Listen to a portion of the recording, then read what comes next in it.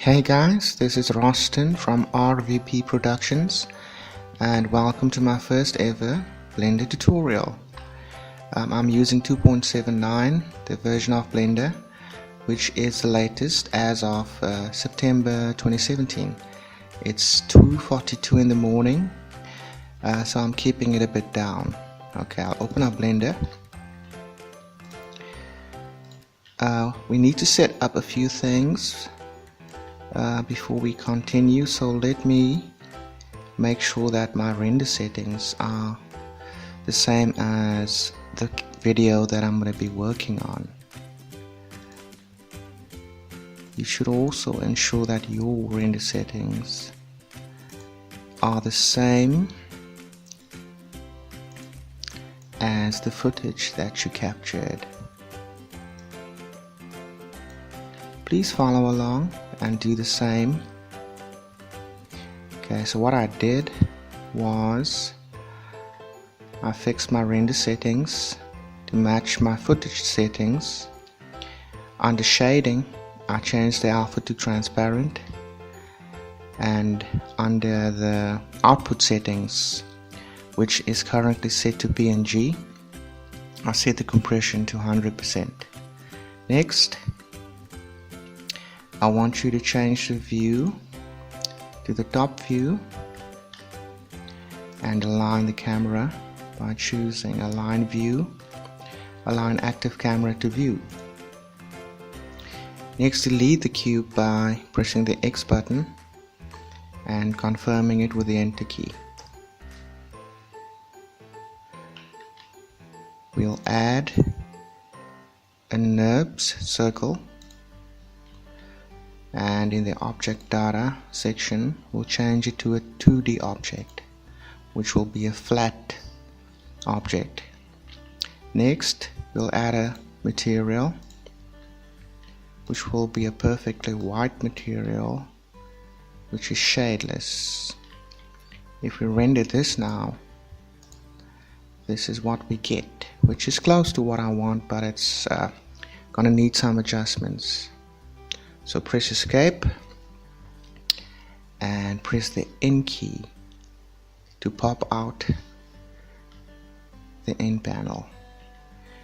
On the X scale, I'm going to scale this down a bit because this is supposed to match the shape of the average face. Let me just make it a bit wider, something like that.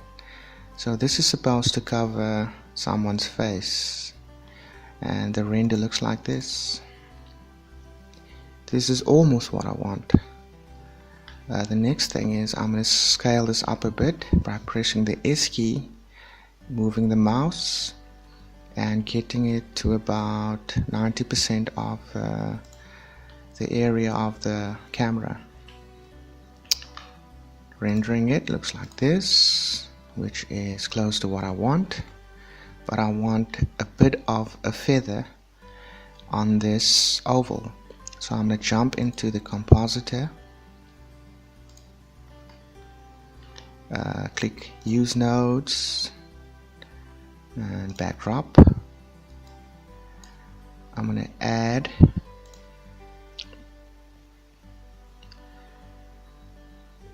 a filter, a blur filter, which is a Gaussian blur.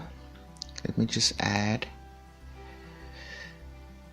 a viewer so that we can see what we are adjusting. Okay.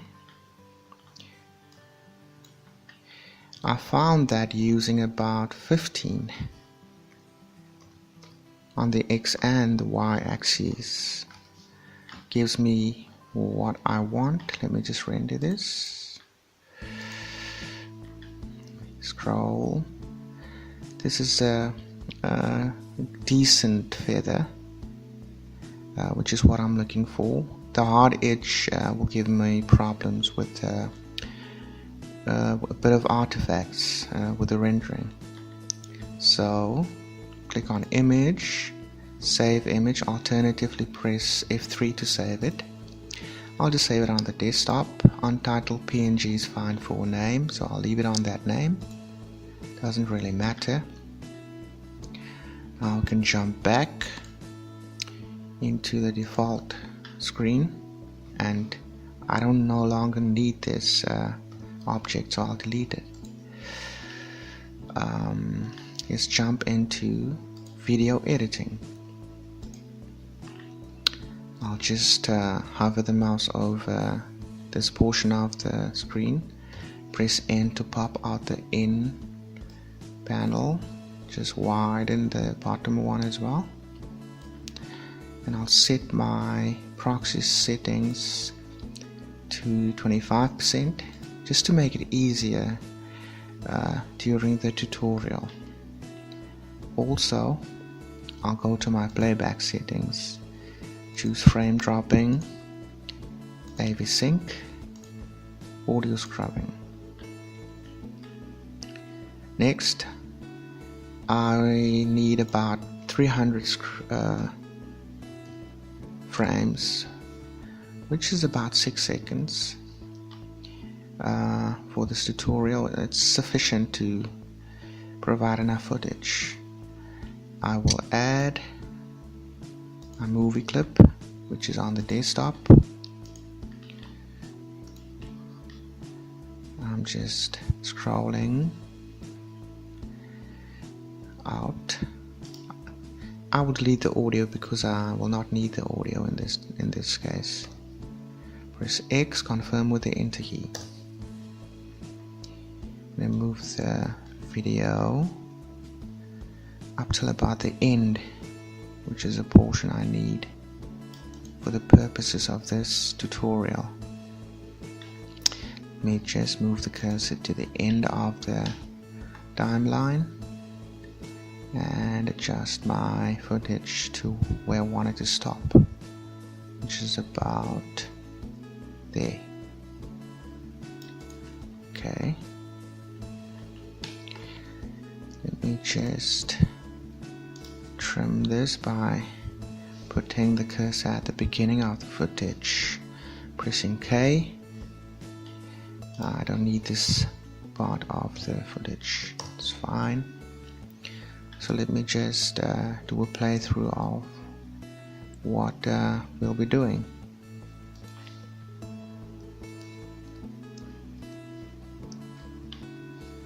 So as you can see, I have 3 gents in the foreground having a conversation, and I have 2 people at the back just standing around. The one is walking onto the scene with the cell phone.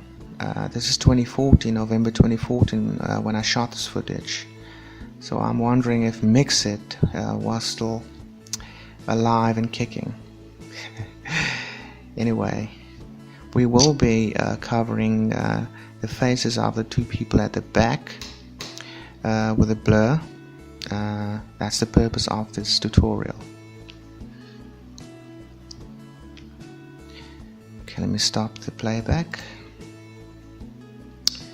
So we created the blurred oval in the beginning to use as an object to cover up the faces of the 2 people, and we will be using a matte or a mask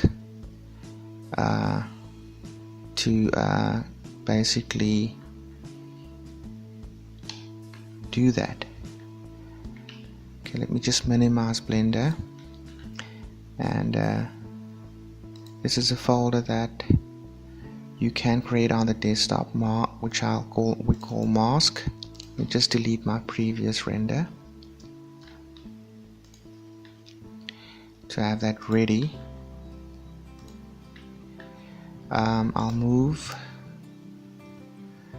my main footage up by pressing G, then pressing Y. I need that on the second layer, and I'll add a color which I'll extend to 300 frames as well. Next, I'll add in the image on the desktop, which I'll also extend to 300 frames, and then I'll poke it in the eye because I will be adding a transform to it to be able to size and animate it. Make sure that the blend mode of this object is on alpha over, and you could bring the opacity down to about 80% so that you can actually see where you are placing the object, and it makes it much easier to work with this object. Let me just move the cursor ahead a bit so that I can see where I need to start using it. I will be focusing on the guy to the right side entering the scene, so I think that's a good point to start. Undo. That was the wrong one I chose there, so that's a good point to start.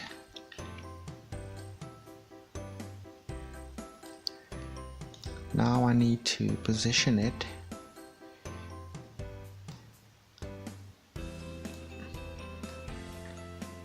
over the person and then scale it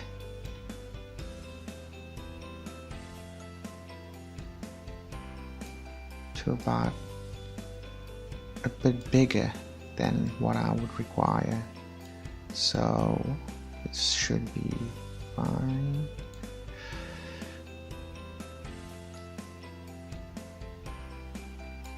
I will be rotating it.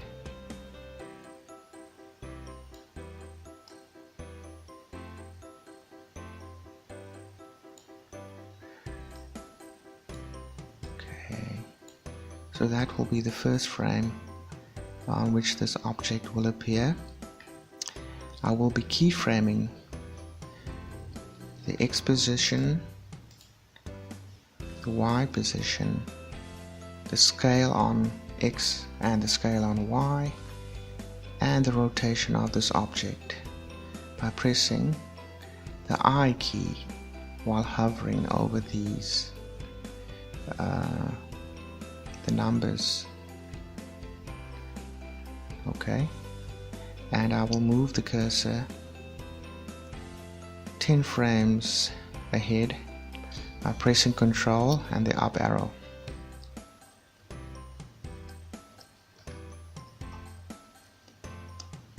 Make that shift up arrow. Anyway, I will be inserting keyframes whenever there is movement. So at the moment, as you can see, the guy is still standing still, so I'll just ignore this current position and move it 10 frames up. There was slight movement, so I'll be moving the object accordingly and keyframing that as well.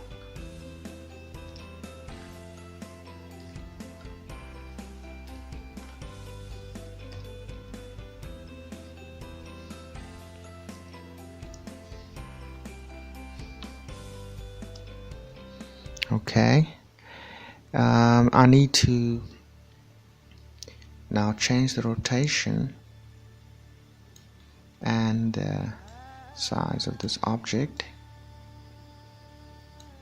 because there's now more being revealed of the person's head as he moves forward, and then I need to keyframe that as well.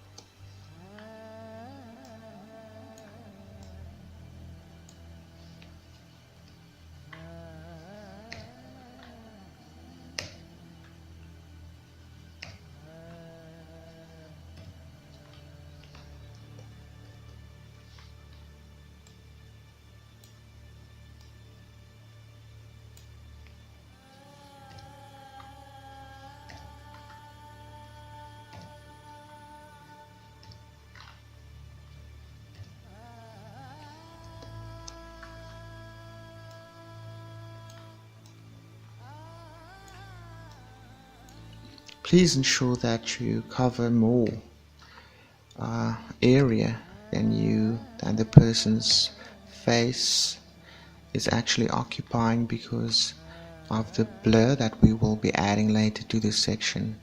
It gives it a feather, which means a little edge on this oval will be translucent.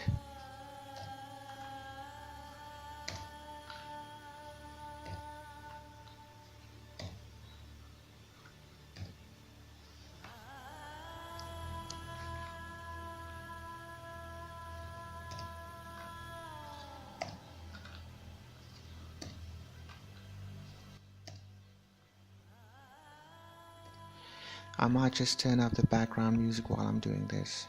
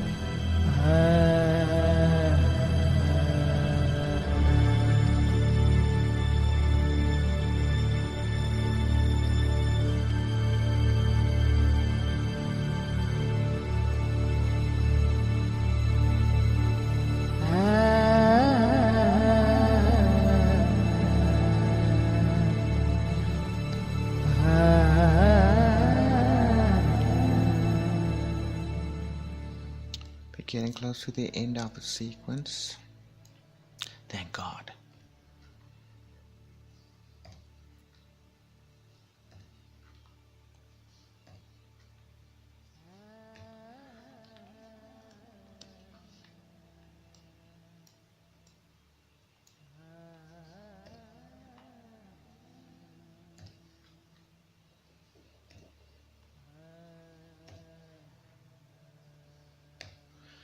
Since there's less than 10 frames left, I'll just move the cursor frame by frame and check. Okay, it's fine. Let me do a playthrough of the footage to check whether it's covered on the correct position, and it seems fine. Next, I will be attacking this guy, and I will not torture you with the process of covering him up, so I'll pause the video for now. Okay, I'm back after completing the second person, the oval covering the face of the second person. So I'll do a playthrough for you quickly.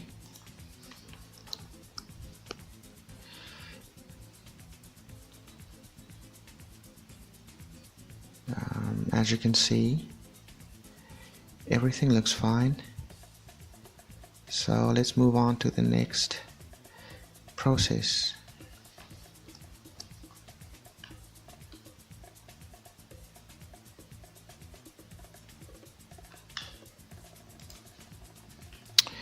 What we need to do is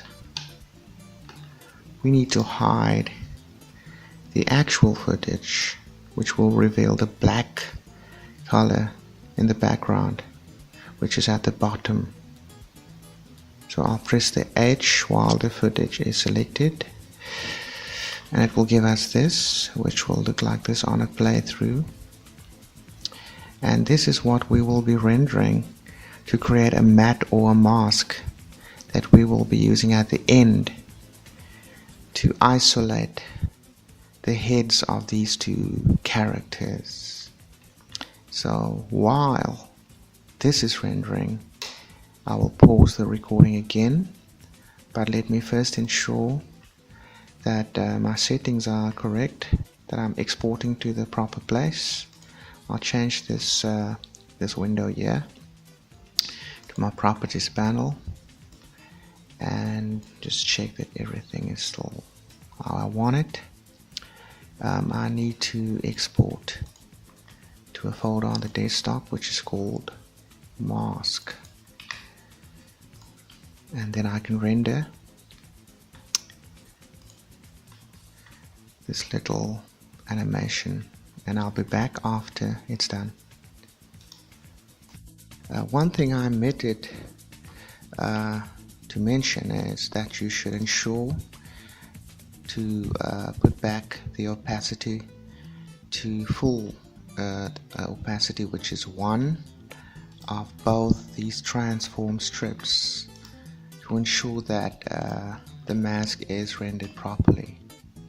The white part should not be gray, they should be 100% white. You can press escape to get back into the sequencer and ensure that the cursor is at the beginning of the footage. We don't need these transform strips anymore. We can poke it in the eye to hide them,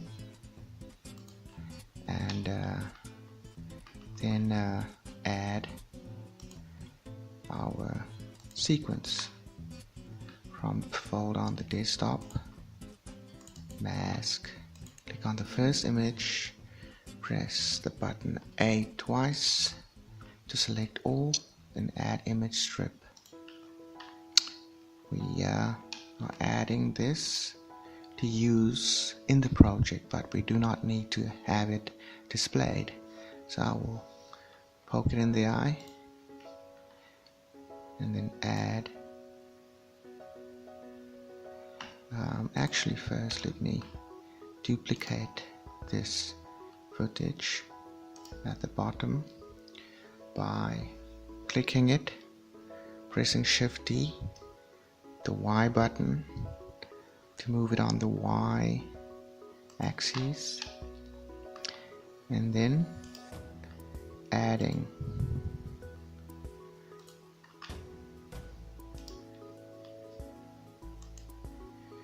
Gaussian blur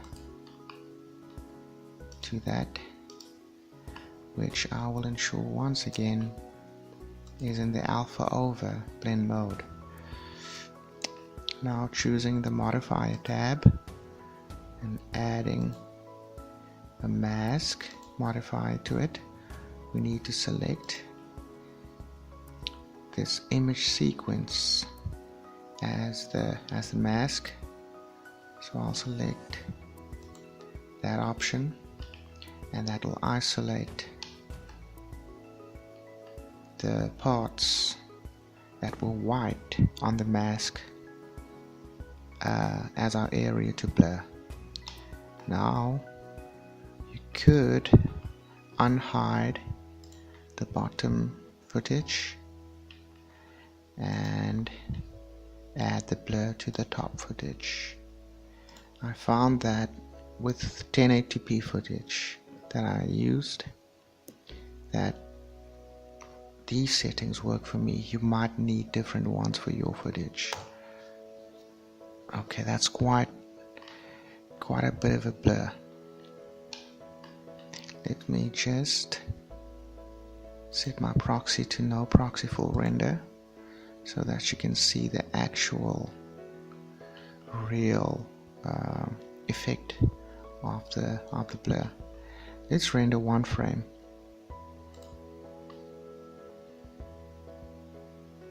And zoom in to see the result. I think that's quite decent. Okay, press escape. What I found is by adding a duplicate of this one, the top footage, I'll duplicate it by pressing Ctrl D, pressing Y again to move it up, and then reversing the blur by making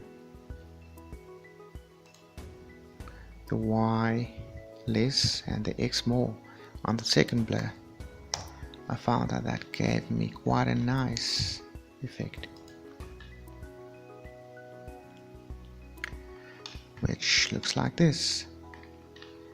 And if I wanted to add even more blur, I could select the footage right here and do an image offset, which will give it more of a streaky look. I think about 15 pixels will do on the Y and the X axes.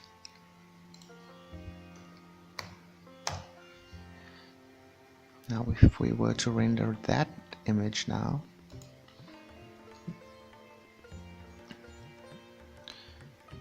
this is the look we would get, and it's safe to say that no one would be able to make out who those people are. Okay, I think we are ready for our final render, and I'll just show you the render settings I'll be choosing for that. For the output folder, I'll choose the desktop and change it from PNG to FFmpeg video. Encoding, the preset that I'll be using is H264 in MP3, container MPEG 4. The output quality I will put on high, encoding speed medium, and if you are using audio, I would recommend using MP3. 192 is fine. Usually I put the audio on about 90% to prevent distortion. And I think we are ready to render the final footage, and I'll be back after that. Okay, so we are back after the final render, which went to the desktop. Okay, as always, Blender renders using image sequence numbers. So I'll just rename this file, which was the final render. I'll just call it blurred faces.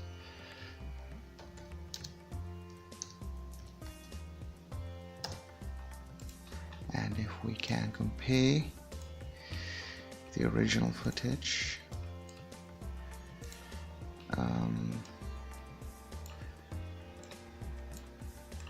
with the blurred one, this is what we have.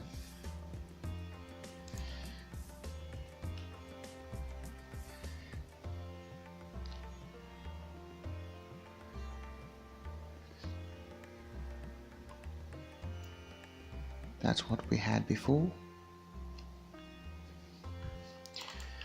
and this is what we have now. Okay, thank you for watching. I hope to be back soon again with another video tutorial.